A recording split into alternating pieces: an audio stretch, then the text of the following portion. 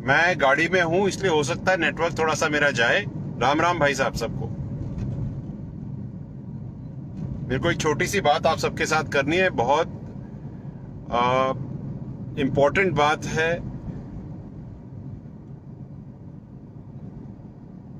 आज मैं करौली गया था तो उसमें मैंने एक घटनाक्रम देखा। मैं अभी अस्पताल से ही आ रहा हूं, तो मेरे को उसके बारे में आप सबके साथ चर्चा करनी है और आपके विचार भी जानने हैं। राम राम भाई साहब सबको। जरा शेयर कर दीजिए कि सबसे साथ जल्दी जुड़े, क्योंकि नेटवर्क चला जाएगा थोड़ा सा आगे जाके।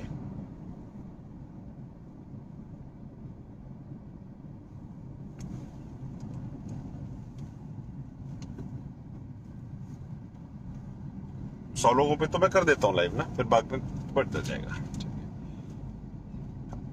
देखिए भाई साहब, मैं आज करौली आया और किसी निजी काम से मैं हो गई, और जो अजब सिंह जी हैं गांव रौंड के, उनके सर पर बहुत ज्यादा चोटें मारी गई और उनका सर फट गया और करीब 15 टाके आए।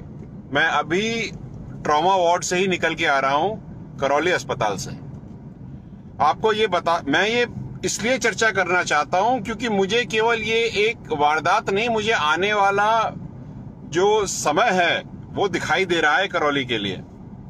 कुछ लोग बिना किसी प्रलोभन के एक दुकान में घुस करके मारपीट करते हैं, 72,000 रुपए गले से निकाल लेते हैं और गोल्ड की चेन भी चुरा लेते हैं।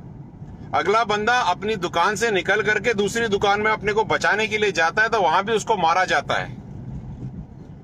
यही नहीं, मारपीट करने के बाद मारपीट करने वाले की इतनी दम है, इतना निडर है वो प्रशासन से, पता नहीं किसकी उसके ऊपर शय है कि वो फेसबुक लाइव करके कह रहा है सबको कि मैं तुम्हारी कॉलोनी में घूम रहा हूं, तो आकर के देख मुझे।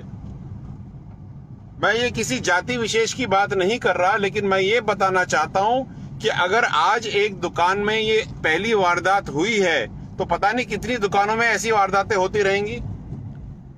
ऐसे लोग अगर रोड पर खुलेआम घूमेंगे तो क्या हमारी बहन बेटियां सर्व समाज की क्या सुरक्षित हैं? क्या आप 8 बजे के बाद अपनी दवाई खरीदने के लिए अंधेरे में जाने की हिम्मत कर सकोगे करौली में?